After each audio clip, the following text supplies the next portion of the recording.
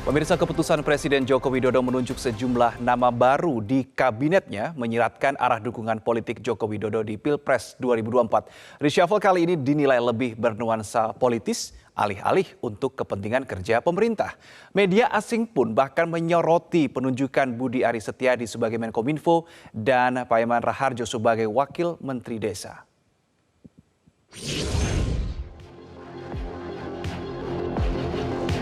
Semuanya bisa dikejar, dipercepat semuanya, sehingga sudah ada wamen pun kita tambah satgas karena itu. Karena setelah saya detailkan persoalan-persoalan yang ada di dalam bukan persoalan yang mudah.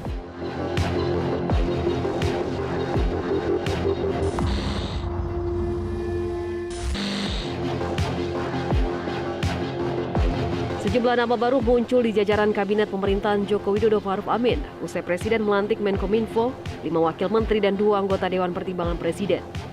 Dalam reshuffle kabinet kali ini, Presiden dinilai lebih banyak menitik beratkan pada aspek politik ketimbang teknokratik.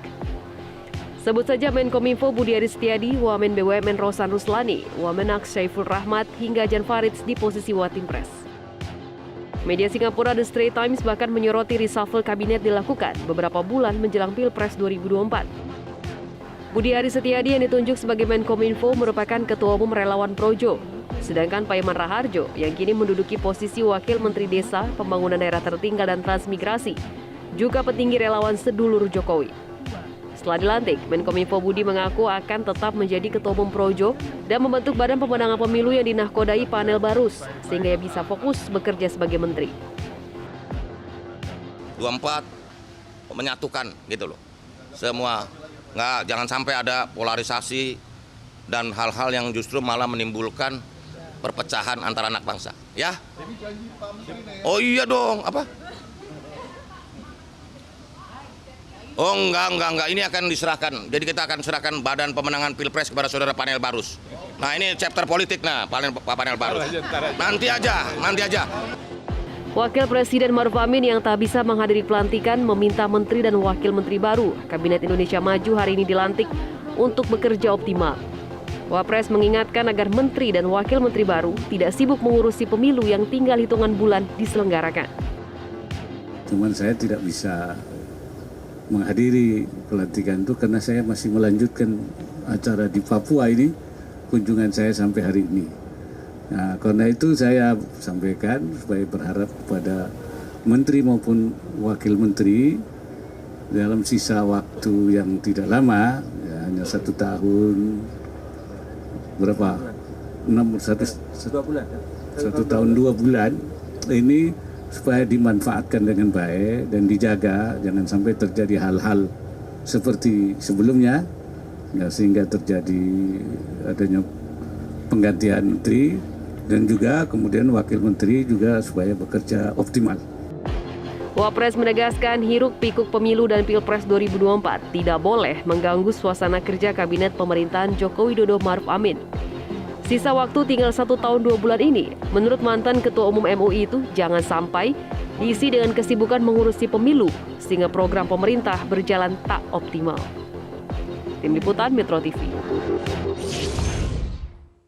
Pemirsa, reshuffle kali ini dinilai lebih bernuansa politis alih-alih untuk kepentingan kerja pemerintah. Kalau begini, apakah bisa waktu pemerintahan Jokowi akan berjalan efektif di tahun politik? Kami akan membahasnya dengan politikus senior PDIP Arya Bima dan pengamat politik Effendi Ghazali. Selamat malam Pak Arya, Pak Effendi. Selamat malam Mas Reno. Selamat malam Mas Arya. Saya ke Pak Arya lebih dulu. Reshuffle menteri kali ini Pak Arya dinilai lebih kental nuansa politis ketimbang teknokrasi. Bagaimana PDIP merespon penilaian ini Pak Arya? Setiap reshuffle selalu sorotan pada presiden cenderung didominasi oleh hal yang sifatnya politis daripada hal-hal yang terkait dengan teknokratis. Itu saya lihat selalu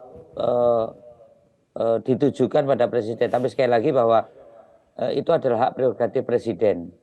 Ya, jadi kita partai politik tentunya dalam posisi orang-orang yang memang kalau itu diminta dan kalau memang orang-orang itu memenuhi standar kompetensinya. Saya memang Oke. sehari tadi memang membaca di Twitter, Facebook, Instagram banyak yang menyoroti hal-hal misalnya seperti Pak Budiari yang baru saja projo mendukung Pak Prabowo diangkat menjadi Kominfo, kemudian juga Wamen Des ada kecenderungan di media sosial menyoroti itu, tapi saya yakin bahwa Presiden tidak bermaksud menyusun kabinet ini dalam framing untuk mempersiapkan tim pemenangan pemilu 2024. Ya.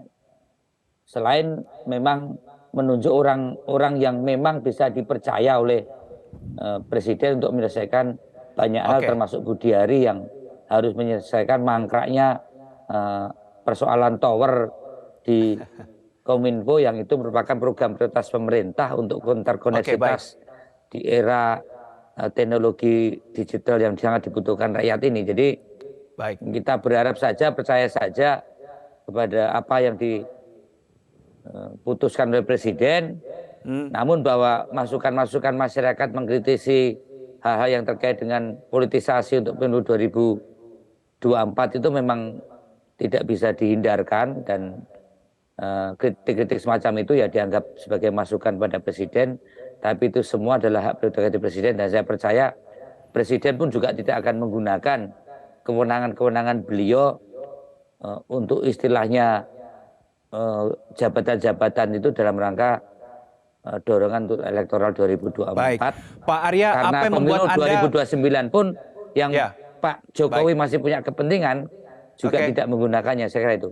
Baik, Pak Arya, apa yang membuat Anda begitu yakin bahwa reshuffle kali ini pengangkatan Budi Projo sebagai Menteri Kominfo ini tidak ada kaitannya dalam framing pemilu 2024, tapi lebih murni ke arah kerja pemerintahan? Apa yang membuat Anda begitu yakin begitu, Pak Arya? Ya pengalamannya begitu. Nah, setiap kali reshuffle, wacana publik, persepsi publik memang mengarahkan pada reshuffle yang lebih domain warna politiknya, apalagi yang mewarnai setiap isu-isu sebelum reshuffle terjadi. Nah, yang sekarang ini muncul juga diwarnai dalam situasi tahun politik yang saat ini, apalagi dengan hal-hal yang pernah disampaikan oleh Pak Jokowi sendiri tentang soal cawe-cawe dan sebagainya, Ya, pantas saja, wajar saja persepsi publik akan menyoroti itu. Ya. oke. Reshuffle ini terkait dengan prakondisi atau persiapan di dalam Pilpres 2024. Tapi saya percaya bukan cara dan watak Pak Jokowi menyusun kabinet atau reshuffle dengan hanya kalkulasi-kalkulasi jangka pendek. Dan apalagi di Kominfo yang tugasnya sangat berat ya. Membenahi target-target program prioritas pemerintah yang kalau itu tidak hasil, itu adalah track record kegagalan dari pemerintahan Pak Jokowi loh. Interkoneksitas yang disambung darat, trans, tol, bandara, salah satu komunikasi dan tugas berat dari Budiari untuk menyelesaikan itu. Baik, Anda lebih percaya bahwa ini adalah murni karena untuk kinerja pemerintahan. Saya kembali ke Pak Effendi Ghazali. Kepada media, Budi Ari Menkominfo yang baru ini mengatakan bahwa meskipun ia sudah dilantik sebagai menteri, tapi ia tetap menjadi ketua umum Projo di sini. Nah, bagaimana Anda menyikapi atau menilai hal ini, Pak Effendi? Ya, pertama semua orang akan memberikan jawaban bahwa itu hak prerogatif Presiden. Dengan demikian, dia jadi normatif. Tadi Mas Arya Bima juga sudah menggunakan demikian. Dan kita lihat memang ada beberapa nama yang sepertinya pas lah ya. Kalau Paiman Raharjo disinggung-singgung, dia pernah jadi Sekjen Asosiasi Kepala Desa Seluruh Indonesia, Sekjen Gerbang Sari, Gerakan Pembangunan Desa Mandiri, dan semacam itu gitu. Nah, tetapi khusus kepada tentang Budi atau yang kita sebut Mas Muni ini, Budi Ari, saya melihat dua hal. Yang pertama tentu kembali keyakinan kita bahwa Bapak Presiden punya perhitungan sendiri. Tapi kalau melihat sikapnya Mas Arya Bima malam ini, jadi agak 50-50 nih Mas Arya Bima. Jadi artinya Mas Arya Bima agak banyak menyinggung persepsi publik. Saya pun demikian. Saya ingin mengatakan, Mas Reno, Bapak dan Ibu sekalian, lepas dari memang kebetulan ada kasus yang sekarang sedang bergulir dan semoga tuntas di Kemenkominfo. Tapi kan penempatan seorang menteri ya yang lompat dari Kementerian Desa ke Kominfo ya untuk kemudian tetap menjadi ketua umum dari Barisan Projo yang belakangan itu boleh dikatakan 2/3-nya itu mendukung Bapak Prabowo sebagai calon presiden. Ada beberapa juga yang pecah begitu. Itu akan menimbulkan tanda tanya.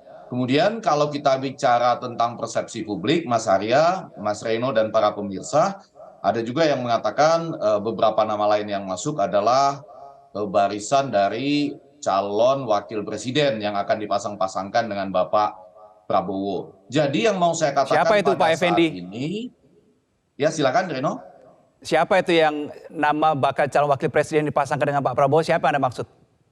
Ya, saya rasa kalau kita buka-buka media sosial pada hari ini sudah akan ketemu Reno gitu ya. Kalau kita langsung sebutkan, itu berarti seakan-akan kita meragukan Bapak Joko Widodo. Pasti akan ada perhitungan-perhitungan Bapak Presiden, karena pada awalnya kan kita dengar Bapak Presiden kita ini ingin kalau bisa ya Ganjar bersama Bapak Prabowo. Tetapi kalau nanti tidak bisa, ya mungkin pilihan-pilihan ini sebagai pendukung untuk itu. Tapi saya sebelum sampai ke rumor-rumor itu, saya ingin mengatakan, persis seperti kata Mas Arya Bima tadi, ini jadi semacam pertaruhan, tantangannya kan real. Kementerian Komunikasi dan Informatika itu akan memainkan peranan dalam dua hal, menyelesaikan persoalan interkonektivitas kita, yang selama ini ada masalah dan mudah-mudahan masalahnya tuntas. Dan yang kedua, dalam pemilu nanti tentunya Kementerian Komunikasi dan Informatika akan memainkan peranan yang penting. Nah, bagaimana kalau itu digabung dengan seorang ketua umum Projo misalnya? Cuma itu barangkali pertanyaan publik. Tapi kalau itu bisa dituntaskan menjawabnya, ya barangkali perhitungan Pak Jokowi benar. Oke, lalu apakah ini sebetulnya Anda melihat mengkonfirmasi arah politik Presiden Joko Widodo, Pak Effendi? Kalau saya 50-50 seperti kata Mas Arya Bima tadi.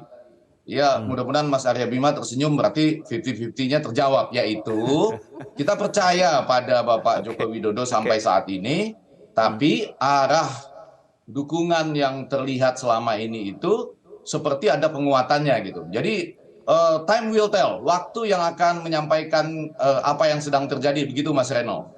Oke, baik, karena jabatan sebagai Menteri Kominfo juga dipandang sebagai pengamat politik lainnya, ini adalah suatu keuntungan tambahan untuk bisa mengorkestrasi isu menuju pemilu 2024. Saya nanti akan tanyakan pendapat Pak Arya, tapi di segmen berikutnya kita akan jeda dulu, pemirsa tetap bersama kami di Prime Time News.